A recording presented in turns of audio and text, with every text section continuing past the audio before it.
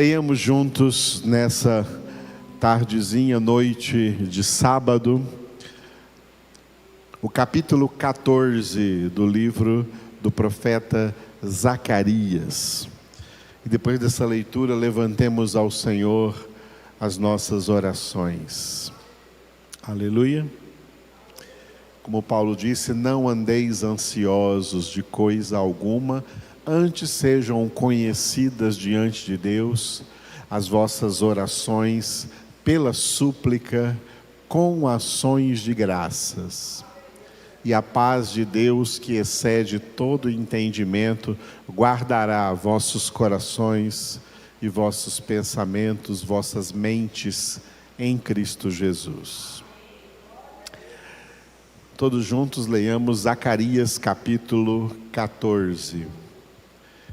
Eis que vem o dia do Senhor, em que os teus despojos se repartirão no meio de ti. Porque eu ajuntarei todas as nações para a peleja contra Jerusalém. E a cidade será tomada, e as casas serão saqueadas, e as mulheres forçadas. Metade da cidade sairá para o cativeiro, mas o restante do povo não será expulso da cidade. Então sairá o Senhor e pelejará contra essas nações, como pelejou no dia da batalha. Naquele dia estarão os seus pés sobre o Monte das Oliveiras, que está defronte de Jerusalém para o oriente. O Monte das Oliveiras será fendido pelo meio, para o oriente e para o ocidente, e haverá um vale muito grande. Metade do monte se apartará para o norte, e a outra metade para o sul. Fugireis pelo vale dos meus montes, porque o vale dos montes chegará até Azal. Sim, fugireis como fugistes do terremoto nos dias de Uzias, rei de Judá. Então virá o Senhor, meu Deus, e todos os santos com ele. Acontecerá naquele dia que não haverá luz, mas frio e gelo. Mas será um dia singular, conhecido do Senhor. Não será nem dia nem noite, mas haverá luz à tarde. Naquele dia também sucederá que correrão de Jerusalém águas vivas, metade delas para o mar oriental e a outra metade até ao mar ocidental. No verão e no inverno sucederá isto. O Senhor será rei sobre toda a terra. Naquele dia, um só será o Senhor e um só será o seu nome. Toda a terra se tornará como a planície de Geba e Rimom, ao sul de Jerusalém. Esta será exaltada e habitada no seu lugar, desde a porta de Benjamim até ao lugar da primeira porta, até a porta da esquina, e desde a torre de Hananel até aos lagares do rei. Habitarão nela e já não haverá maldição, e Jerusalém habitará segura. Esta será a praga com que o Senhor ferirá a todos os povos que guerrearem contra Jerusalém. A sua carne se apodrecerá, estando eles de pé. Apodrecer-lhes-ão os olhos nas suas órbitas, e lhes apodrecerá a língua na boca. Naquele dia também haverá da parte do Senhor grande confusão entre eles. Cada um agarrará a mão do seu próximo. Cada um levantará a mão contra o seu próximo. Também Judá pelejará em Jerusalém. e se ajuntarão as riquezas de todas as nações circunvizinhas, ouro, prata e vestes em grande abundância. Como esta praga, assim será a praga dos cavalos, dos mulos, dos camelos, dos jumentos e de todos os animais que estiverem naqueles arraiais. Todos os que restarem de todas as nações que vieram contra Jerusalém subirão de ano em ano para adorar o Rei, o Senhor dos Exércitos, e para celebrar a festa dos tabernáculos. Se alguma das famílias da terra não subir a Jerusalém para adorar o Rei, o Senhor dos Exércitos, não virá sobre ela a chuva. Se a família dos egípcios não subir, nem vier, não cairá sobre eles a chuva. Virá a praga com que o Senhor ferirá as nações que não subirem a celebrar a festa dos tabernáculos. Este será o castigo dos egípcios e o castigo de todas as nações que não subirem a celebrar a festa dos tabernáculos. Naquele dia será gravado nas campainhas dos cavalos: Santo ao Senhor. E as panelas da casa do Senhor serão como as bacias de diante do altar. Sim, todas as panelas em Jerusalém e Judá serão santas ao Senhor dos Exércitos. Todos os que oferecerem sacrifícios virão, lançarão mão delas e nelas cozerão a carne do sacrifício. Naquele dia já não haverá mercador na casa do Senhor dos Exércitos. Neste último capítulo do livro do profeta Zacarias, nós vamos meditar nesse tema, que também é um tema apocalíptico. Repita depois de mim: milênio.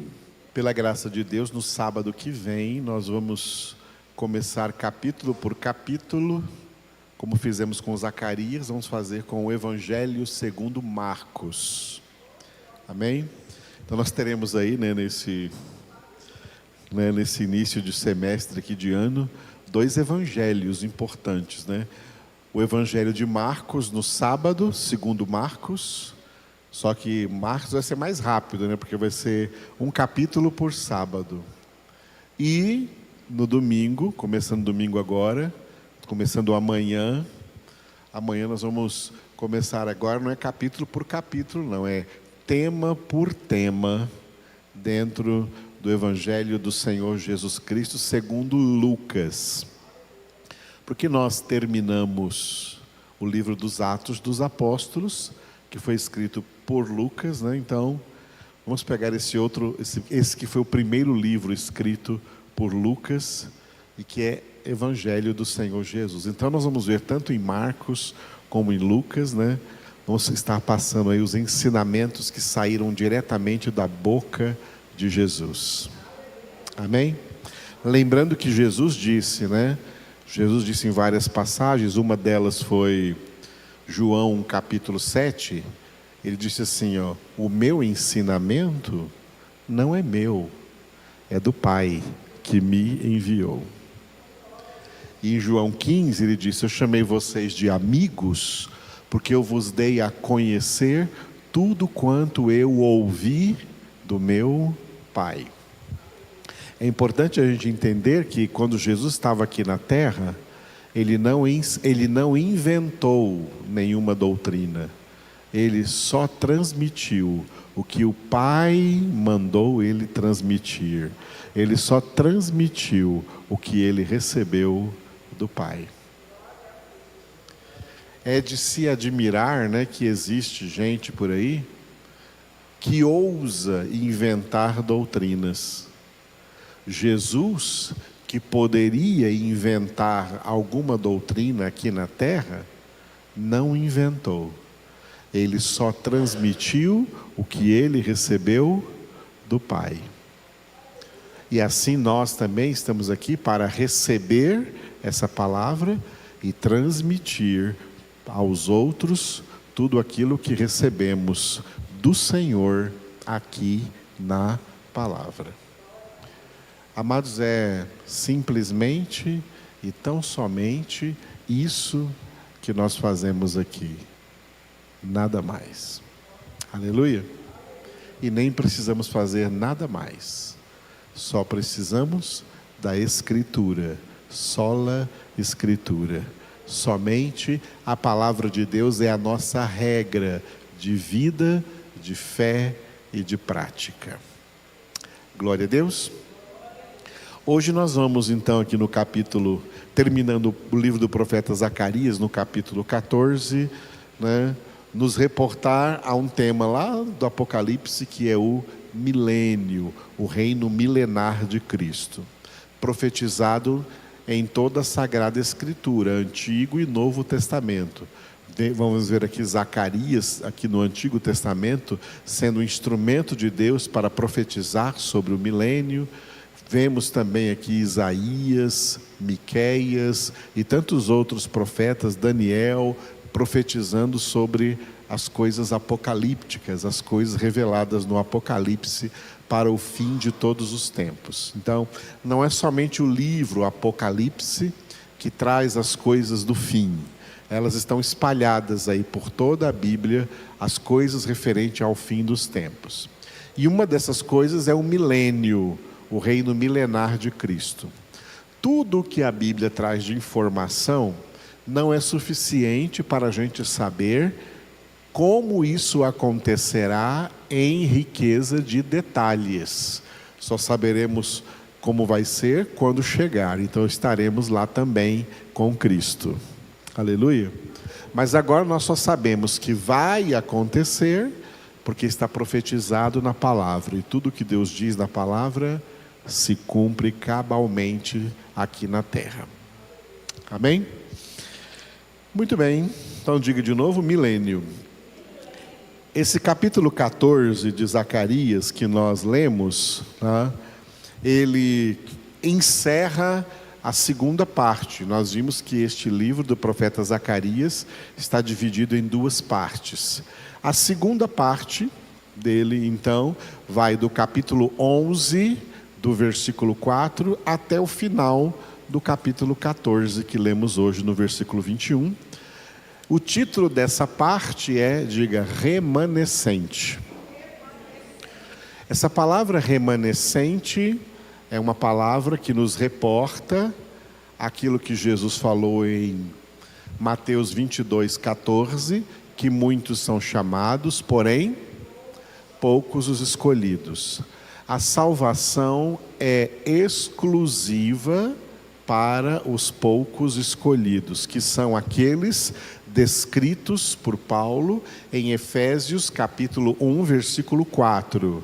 Aqueles que o próprio Pai, Deus Pai, escolheu em Cristo antes da fundação do mundo para serem santos e irrepreensíveis diante dele. Esse é o remanescente. Remanescente são os poucos escolhidos. O interessante é que quando essa palavra surge na Bíblia, no contexto especialmente dos profetas, entre eles principalmente Isaías, a palavra em hebraico, traduzida para o português como remanescente, é resto. Tá? É resto. Então, as pessoas de língua portuguesa, os tradutores de língua portuguesa, acharam uma palavrinha mais bonitinha do que resto. Acharam a palavrinha remanescente. Remanescente é uma palavrinha mais elegante, mais bonitinha do que resto. Mas o resto, a palavra no seu original é resto. Existem dois restinhos de pessoas, dois pequenos grupinhos de pessoas. Um grupo de pessoas que foi salvo antes de Cristo é o remanescente da antiga aliança, que Paulo falou em Romanos 9:27, citando o profeta Isaías. Ainda que o número dos filhos de Israel seja maior do que os grãos de areia do mar, só o remanescente é que será salvo. O segundo grupo é o remanescente da nova aliança depois de Cristo. Olha, são dois povos diferentes. O povo da antiga aliança chamava-se Israel. Era uma nação geopolítica. Hoje, a nação de Israel não é mais povo de Deus, hein? O povo de Deus agora, depois de Cristo, se chama igreja. E é formada de todos aqueles que são salvos em Cristo Jesus, convertidos a Cristo Jesus, não importa de que nação venha, porque o povo da nova aliança não é mais uma nação geopolítica. O povo da nova aliança é um povo espiritual, é uma nação espiritual, que não possui nenhum palmo de terra aqui. A nossa pátria está no céu, a Nova Jerusalém. Enquanto estamos na terra, somos cidadãos dos céus, vivendo na terra como, 3 palavras, estrangeiros, peregrinos e embaixadores, em nome de Cristo, para comunicar para as pessoas nessa terra a mensagem da reconciliação, pregando a eles o Evangelho e exortando: reconciliai-vos com Deus. Aleluia. Assim como houve um pequeno grupo de salvos na antiga aliança, o remanescente da antiga aliança, assim também na nova aliança tem um remanescente, que significa que nem todo mundo que se diz crente, evangélico, frequentador de alguma igreja evangélica, membro de alguma denominação evangélica, está salvo por isso. Não. Só um resto, só o remanescente será salvo. Romanos capítulo 11, versículo 5. Romanos capítulo 11, versículo 5, Paulo falou sobre o remanescente da nova aliança. Assim também agora, no tempo de hoje, sobrevive um remanescente segundo a eleição da graça. Essas palavras não deixam dúvidas.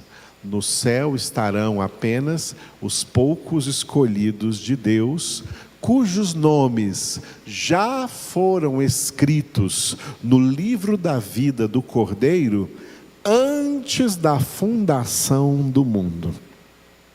Glória a Deus. E para os que não estão inscritos no livro da vida do Cordeiro, Deus vai impetrar sobre eles o seu justo juízo de condenação, porque todos pecaram e carecem da glória de Deus. E só o remanescente, Deus é quem declara isso na palavra, não é nenhum teólogo e nem eu, Edivaldo. É Deus que declara na sua palavra: só o remanescente será salvo. Repita essa frase de Deus. Aleluia. Se cada um de nós aqui, cada um de vocês pertence a esse grupo, no céu nos encontraremos. Muito bem, esse é o título grande aí dessa parte 2. Por quê? Porque historicamente o livro do profeta Zacarias contou a história da volta do cativeiro babilônico.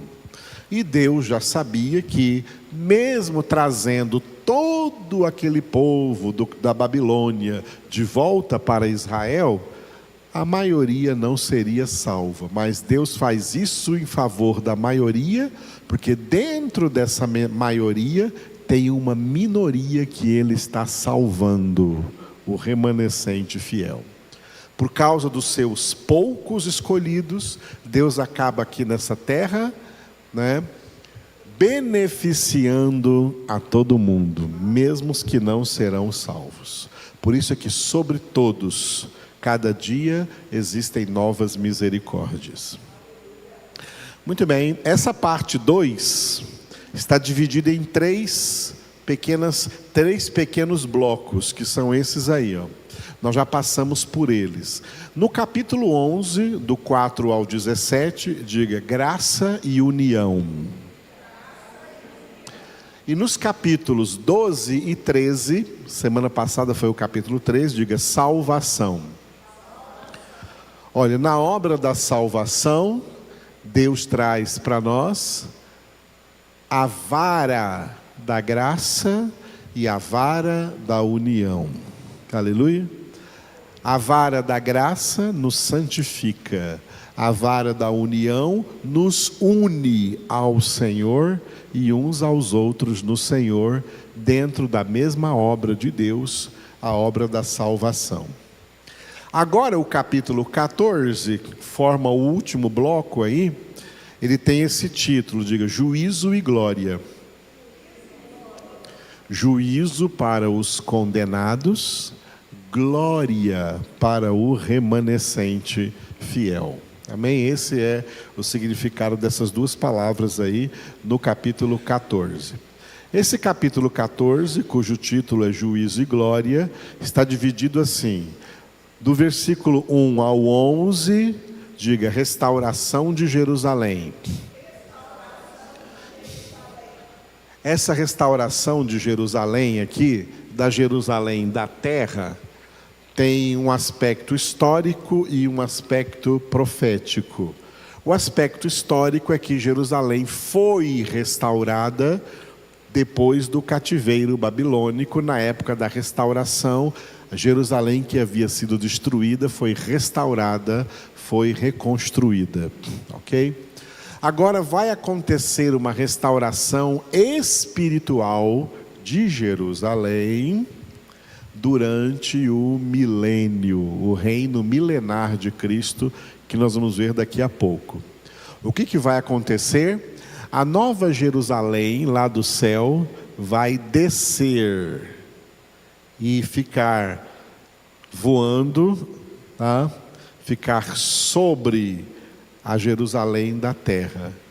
E Jesus reinará no milênio, tendo como a capital do mundo a Jerusalém da terra, que hoje está lá em Israel.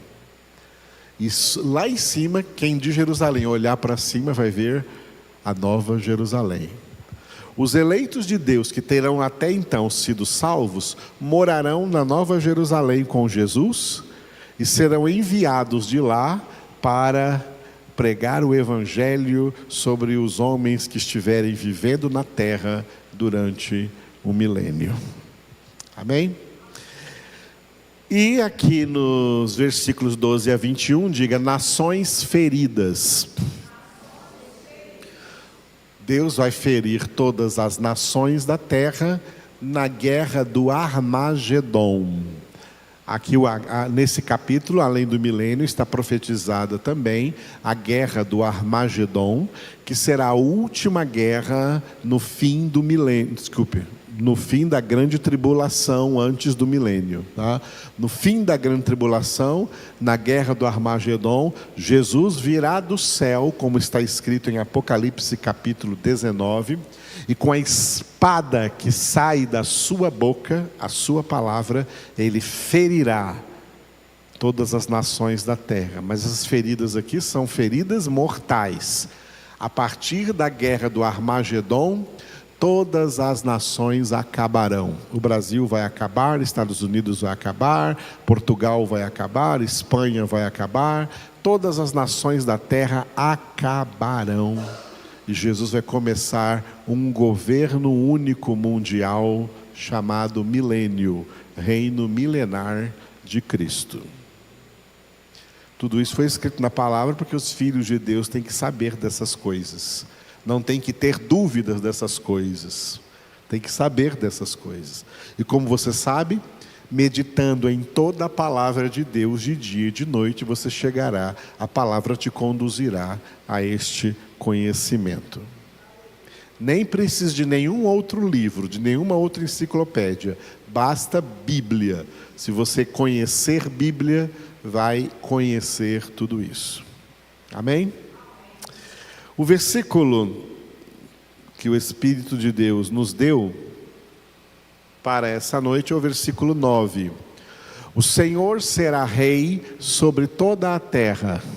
Naquele dia, um só será o Senhor e um só será o seu nome. Repitam.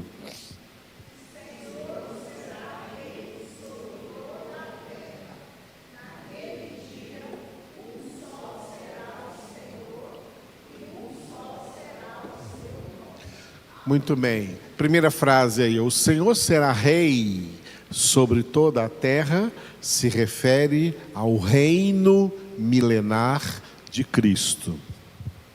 Qual o propósito de Deus com o reino milenar de Cristo?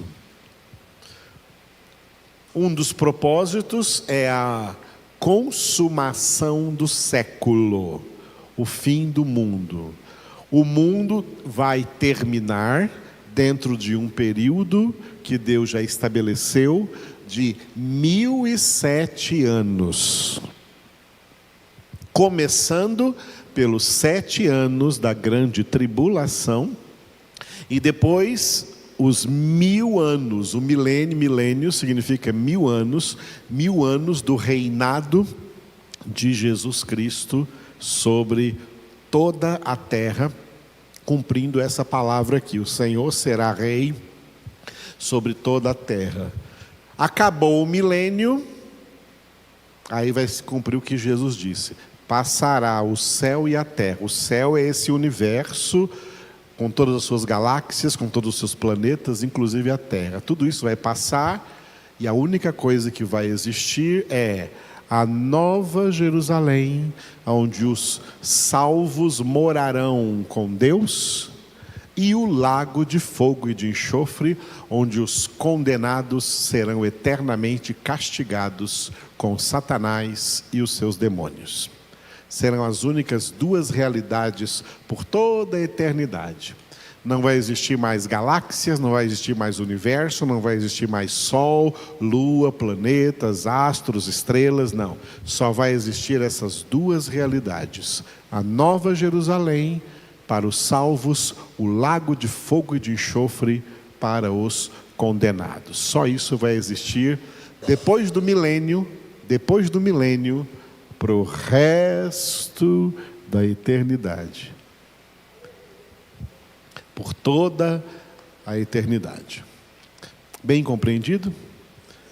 Jesus veio nos salvar para que nós estejamos na Nova Jerusalém. Na Nova Jerusalém estarão todos os que obedecem ao Senhor. No lago de fogo estarão todos os que agora desobedecem ao Senhor. Não creem na sua palavra, porque, amados, aprenda a conjugar essas duas coisas juntas. Fé é obediência. Desobediência não é fé. Desobediência é incredulidade. Sem fé é impossível agradar a Deus. E quem não tem fé não é salvo. E gente que diz que tem fé, mas que não obedece, essa fé é falsa, porque fé e obediência têm que ser conjugadas juntas. Aleluia? Muito bem. Glória a Deus. Vamos ao propósito de Deus ainda com o milênio. Não é só, já falei uma parte, é a consumação do século, é o fim desse tempo, é o fim desse mundo, é um dos propósitos. Mas Deus tem um outro propósito. Qual é o outro propósito de Deus com o reino milenar? Por que Deus quer fazer na terra um reino, um milênio, 1000 anos do reinado de Cristo depois da grande tribulação? Bom, vamos voltar para o início da Bíblia. Quando Deus criou o homem à sua imagem e semelhança, o pensamento de Deus naquela época, quando ele pensou em criar o homem, é que o homem iria viver na terra iria se multiplicar na terra, ia encher a terra, sem a existência do pecado. E sem a existência do pecado, a vida humana na terra seria um reino, um governo único, um governo teocrático. Repita comigo essa palavra: teocracia. Teocracia significa governo de Deus. Se a humanidade não tivesse pecado, a humanidade se multiplicaria, os homens se multiplicariam sobre a terra, e sobre toda a terra haveria um governo único, o governo de Deus. Aleluia! Não teria assim uma nação com o seu governo, a outra nação com o seu governo, a outra nação com o seu governo. Seria como se a humanidade toda fosse uma nação única de seres humanos, governados por um único governante, Deus. Isso é teocracia, isso é governo teocrático. Deus tinha isso em mente quando Ele criou o homem à sua imagem e semelhança. O pecado tornou isso completamente inviável. O pecado veio dividir os homens. Pelo pecado os homens são divididos. E por isso a terra toda foi se desenvolvendo dentro dessas divisões nacionais, divisões territoriais. Cada nação, então, com o seu governante, e assim por diante. Que aí não são mais governos, esses governos, nenhum deles são teocráticos. Não há teocracia. E aí Deus fez uma coisa. Deus, de propósito, Ele iniciou no meio de todas as nações da terra, Deus iniciou uma nação a partir de um homem chamado Abraão, e essa nação recebeu o nome do neto de Abraão, Israel, que era Jacó, e Deus mudou o nome dele para Israel. E daí Deus fundou a nação de Israel. É assim, é como se todas as demais nações da terra, elas nasceram como que espontaneamente. Mas Israel não, Israel nasceu porque Deus foi quem pegou o Abraão, e através do Abraão veio Isaac, do Isaac veio Jacó, do Jacó veio os 12 patriarcas, dos 12 patriarcas vieram as 12 tribos de Israel, e Deus os levou para conquistar o que antes era a terra dos cananitas, a terra de Canaã, que passou a ser a terra de Israel. Muito bem, quem estuda sobre isso, à luz da palavra de Deus, entende algumas coisas, dentre elas o seguinte: o principal propósito de Deus, tem vários propósitos, mas o principal propósito de Deus, quando Ele criou a nação de Israel, ele já está cumprido, ele já se cumpriu. O principal propósito de Deus na criação da nação de Israel foi a encarnação histórica de Jesus, do seu Filho Jesus. Para a obra da salvação, Deus planejou desde antes da fundação do mundo enviar o seu Filho Jesus. Mas Jesus não poderia assim cair de paraquedas. Jesus tinha que vir ao mundo, tendo nesse mundo uma família, tendo nesse mundo uma árvore genealógica, tendo nesse mundo uma genealogia. É por isso que o Novo Testamento começa com o Evangelho segundo Mateus, com o primeiro capítulo, com a genealogia de Jesus, contando a história desde Abraão, onde Deus começou através desse personagem, Abraão, a fundar a nação de Israel, com esse propósito de Jesus ser encarnado na história.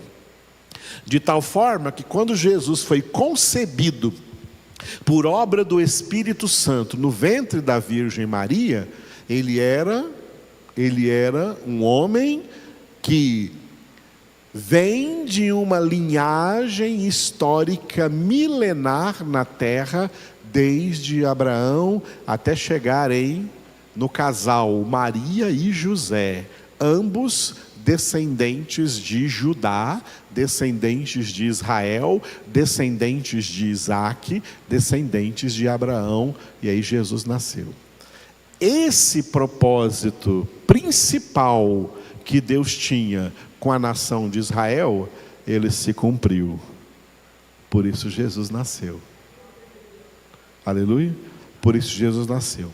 Mas Deus tinha outros propósitos secundários ao estabelecer a nação de Israel. Vou falar só de um deles nessa noite.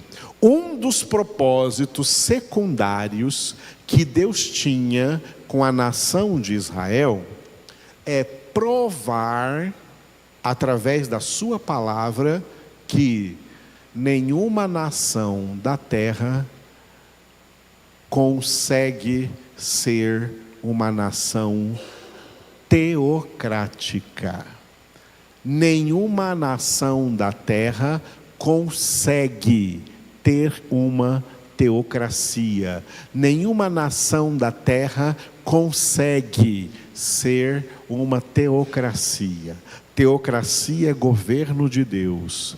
E nenhuma nação da terra consegue ser uma teocracia. Por quê? Porque Deus é santo e esses governados são pecadores.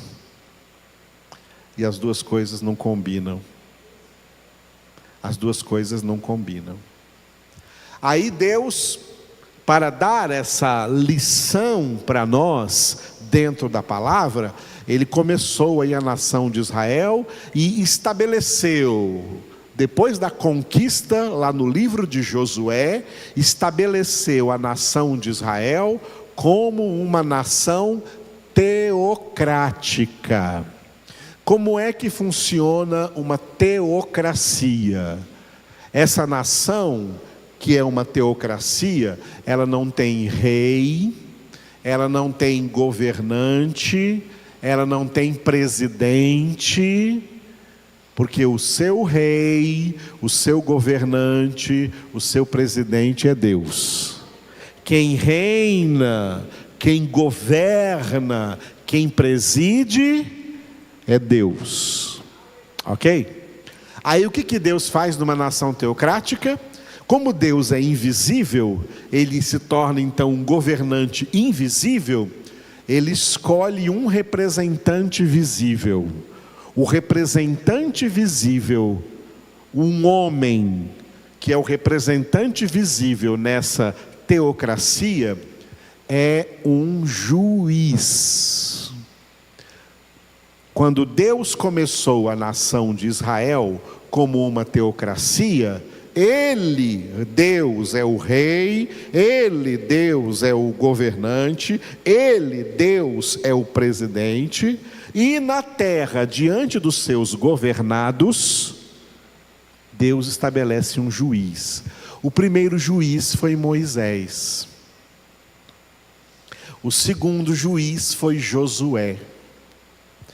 Depois de Josué vieram todos os juízes que estão aí no livro dos Juízes, depois de Josué. O último juiz que Israel teve foi Samuel, filho Samuel, filho de Jessé. Jessé, que é o Davi, que é filho de Jessé, perdão. Samuel, né? Foi Samuel, filho de Ana e Eucana. Samuel foi o último juiz. Por que Samuel foi o último juiz? Porque na época de Samuel, o povo veio e cercou Samuel e fez um plebiscito espontâneo e falou com Samuel assim: olha, nós não queremos mais ser governados desse jeito. Nós queremos ser governados do mesmo jeito que todas as outras nações do mundo são. Nós queremos um rei. Por que o povo fez isso? Porque o povo estava afastado de Deus. Quando as pessoas que são chamadas de povo de Deus na terra, elas querem um governante delas, elas querem um rei delas, elas querem um presidente delas, isso é um sinal de que elas estão afastadas de Deus. Entendeu, irmãos? Aquele povo estava afastado de Deus e pressionaram Samuel: nós queremos um rei. Nós não queremos mais uma teocracia, nós queremos uma monarquia. Nós queremos que mude o governo. Aí Samuel ficou triste e Deus falou com Samuel: Samuel, não fica triste. Não é a ti que eles estão rejeitando, é a mim que eles estão rejeitando. Dá um rei para eles e eles vão ver o tanto que eles vão ter que sofrer com esse rei. E aí Israel, desde Samuel para o resto da história na terra, nunca mais foi e nem será uma monarquia. Nunca mais. Israel, que hoje está lá, Israel, naquela terra, Israel vai ter um ensaio de monarquia, sabe quando? Quando começar a grande tribulação e o anticristo aparecer, e Israel, que renegou Jesus, o verdadeiro Cristo, vai aceitar o anticristo como seu rei. E ele governará como rei em Israel por 3 anos e meio, até terminar a primeira metade da grande tribulação.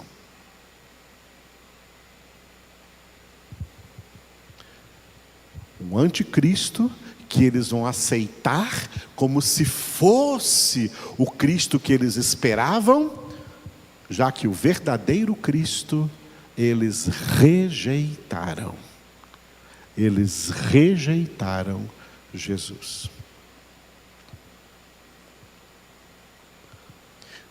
Deus, então, tinha como propósito, na formação da nação de Israel, dar para nós aqui na Bíblia, tá, a prova de que nenhuma nação da terra, nem Brasil, nem Paraguai, nem Uruguai, nem México, nem Estados Unidos, nem Canadá, nem Escócia, nem Suécia, nem Rússia, nem a própria nação de Israel, nenhuma delas suporta uma teocracia. Nenhuma nação da terra suporta governo teocrático, porque nenhuma nação da terra suporta a santidade de Deus, porque todas as nações da terra são feitas de pecadores separados de Deus e que querem viver uma falsa liberdade pecaminosa, realizando suas vontades, seus planos, suas ideias. Não a vontade de Deus, nem plano de Deus, nem ideia de Deus, nem pensamento de Deus.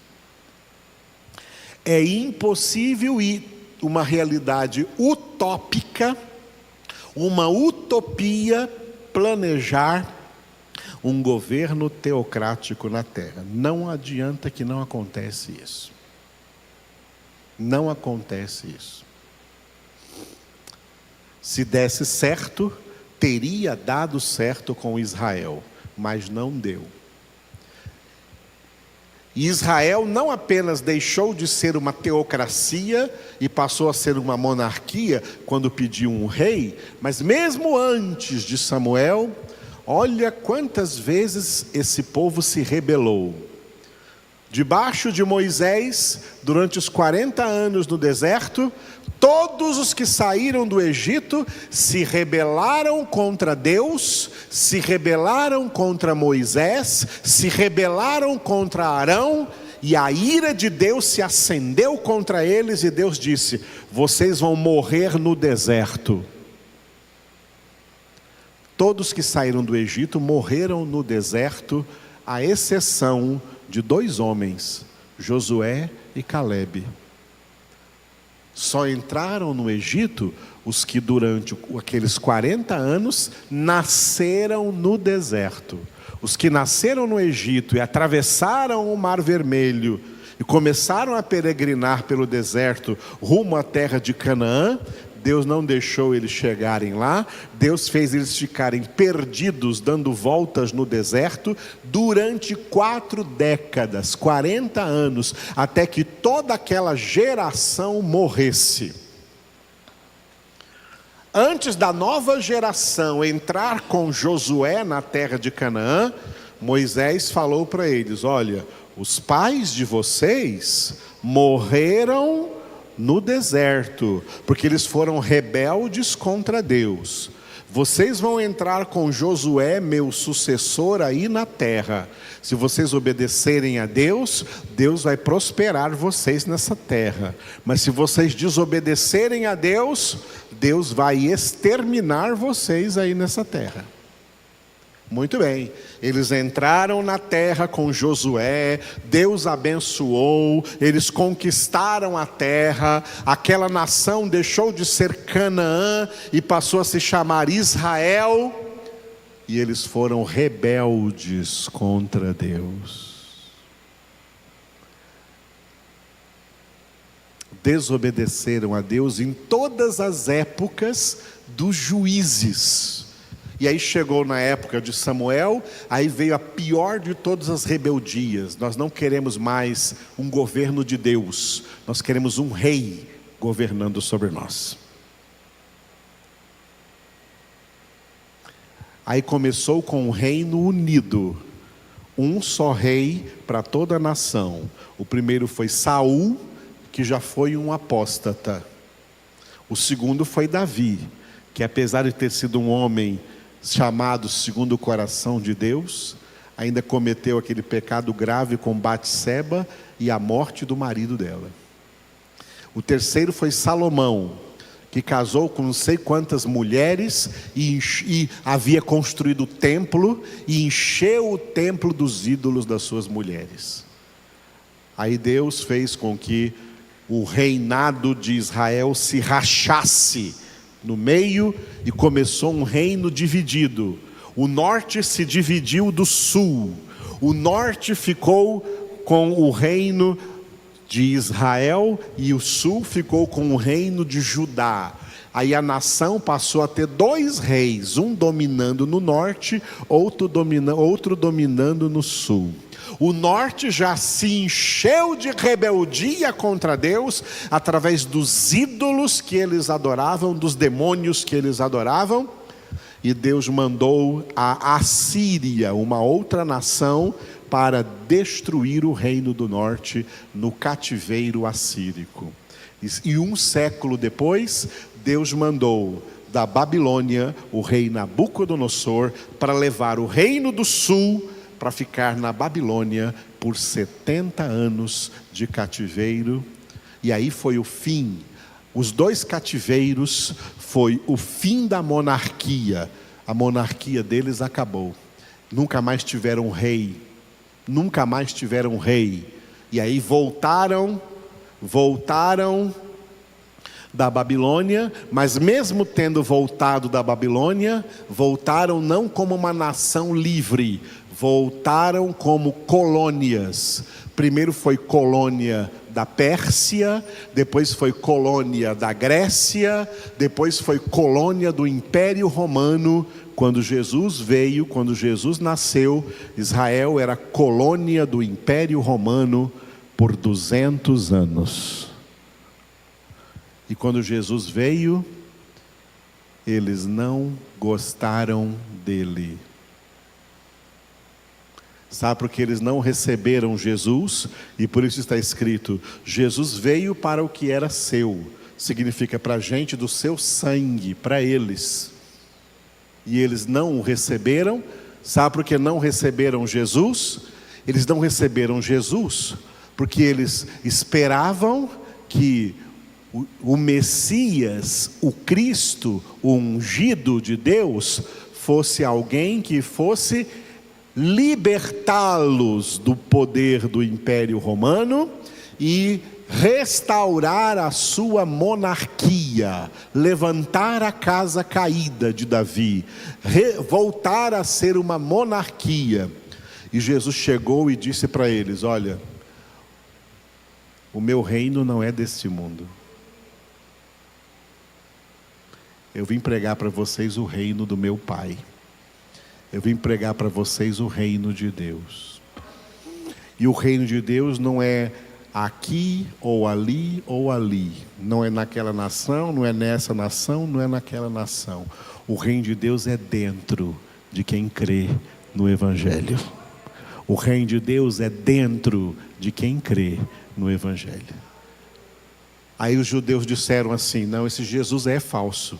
Não queremos ele não, vamos matar esse.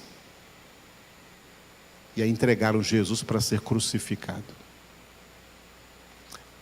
Pilatos, que era governador pelo Império Romano, viu que Jesus não era um bandido, viu que Jesus não era um assassino, viu que Jesus não era um ladrão. Olha, esse homem não fez nada que merecesse morte e nem sequer prisão.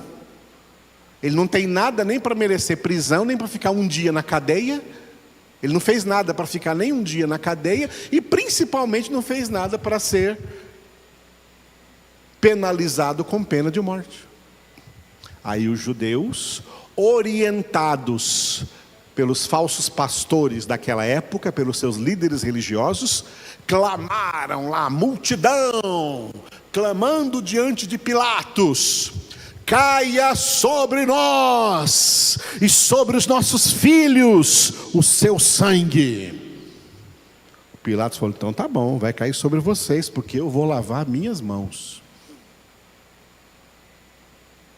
O ato de Pilatos lavar as mãos foi: olha, eu não tenho responsabilidade sobre o sangue desse homem, é sobre vocês. Aí ali, sabe o que aconteceu ali? Israel ali caiu na lei da semeadura. O que o homem semear, o homem vai colher. Se você semear coisas boas, você vai colher coisas boas. Se você semear coisas ruins, você vai colher coisas ruins. E a Bíblia diz: quem semeia vento, conhece essa passagem? Quem semeia vento, colhe tempestade. Israel colheu o holocausto. Não mandou cair sobre eles, sobre seus filhos? Seus filhos eram seus descendentes. Porque eles fizeram um holocausto contra Jesus. Contra Jesus. Isso é lei da semeadura. Isso é palavra de Deus. Com Deus não se brinca. De Deus não se zomba. Judas, que traiu Jesus e entregou a esses exterminadores de Cristo, que exterminaram a Cristo, ficou escrito acerca de Judas: ai daquele por quem o Filho do Homem for traído. E a própria humanidade, a própria sociedade, depois de Cristo para cá, tá? Criaram, por causa do que aconteceu, por causa daquilo que os judeus fizeram com Jesus, não criaram o verbo judiar? Não criaram o verbo judiar? Não criaram o substantivo judiação? O que é judiação? É algo semelhante ao que os judeus fizeram com Jesus. O que é judiar? É maltratar alguém como os judeus maltrataram Jesus. Amados, Israel tem uma dívida terrível para acertar contas com Deus, porque negaram seu filho, traíram seu filho, odiaram seu filho, mataram seu filho e o continuam renegando e odiando até hoje. A única nação que Deus tentou fazer dela uma teocracia, virou isso. Entenderam? Um israelense hoje, diante de Deus, ele é como qualquer brasileiro, como qualquer norte-americano, como qualquer africano, como qualquer japonês, e pode ser salvo por meio da fé em Jesus Cristo, por meio da conversão a Jesus Cristo. E Deus tem lá os seus israelenses escolhidos hoje, como tem os seus brasileiros escolhidos hoje, como tem os seus mexicanos escolhidos hoje. E Deus sabe como alcançar a eles, que passam a fazer parte do seu povo, do verdadeiro povo de Deus, que é a igreja de Cristo Jesus, igreja eleita de Cristo. Fora isso, Israel não tem nada mais de especial diante de Deus. E o propósito e plano de Deus, porque nenhum dos seus planos pode ser frustrado, o plano de Deus de estabelecer na terra uma teocracia já foi planejado, já foi organizado e será colocado em prática no reino milenar de Cristo. Durante o milênio, a terra viverá como se fosse uma única nação e Jesus o seu único rei. E nós, os seus representantes aqui na terra, pregando para as pessoas a mensagem do reino de Deus. E para ajudar a tudo isso, o diabo vai estar preso. É uma humanidade que vai viver na ausência de Satanás, porque nós vivemos aí na presença de Satanás e dos demônios, nas ações de Satanás e dos demônios. Mas a humanidade que vai viver no milênio sobre a terra, viverá sem a influência diabólica, somente sob o governo de Cristo Jesus. O que o reino milenar, o propósito de Deus no reino milenar é exatamente esse. Exatamente esse. 1000 anos de pura teocracia.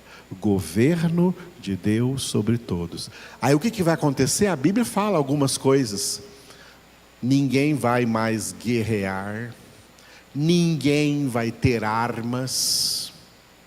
Ninguém vai matar ninguém, não vai ter homicídios, não vai ter assassinatos, não vai ter dano nenhum na terra. Até o leão vai se tornar vegetariano, para não comer a carne de ninguém. O bebê de colo vai engatinhar junto com os escorpiões e as serpentes, e eles não vão picá-lo. Nenhum acidente terrível vai acontecer. Todo mundo vai plantar árvores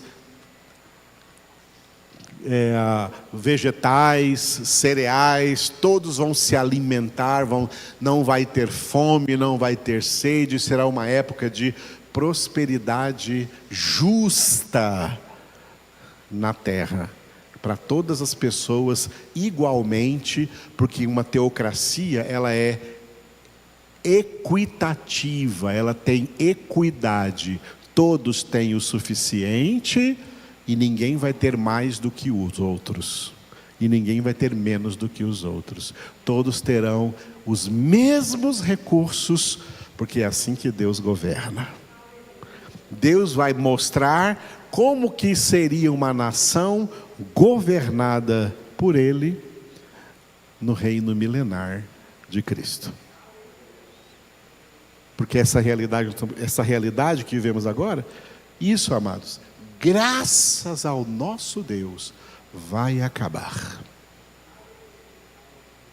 Aqui não tem justiça. Aqui tem trapos sujos de imundícia. Aqui não tem justiça. E ai dos crentes que confiam em alguém aí na política que pensa que vai ser de Deus, você caiu na maldição de Jeremias, que Deus disse: maldito do homem que confia no homem. Nós confiamos em Cristo. Só Ele é o Senhor. Só Ele é Deus. Aleluia. Aleluia. O Senhor será rei sobre toda a terra. Naquele dia, um só será o Senhor, e um só será o seu nome.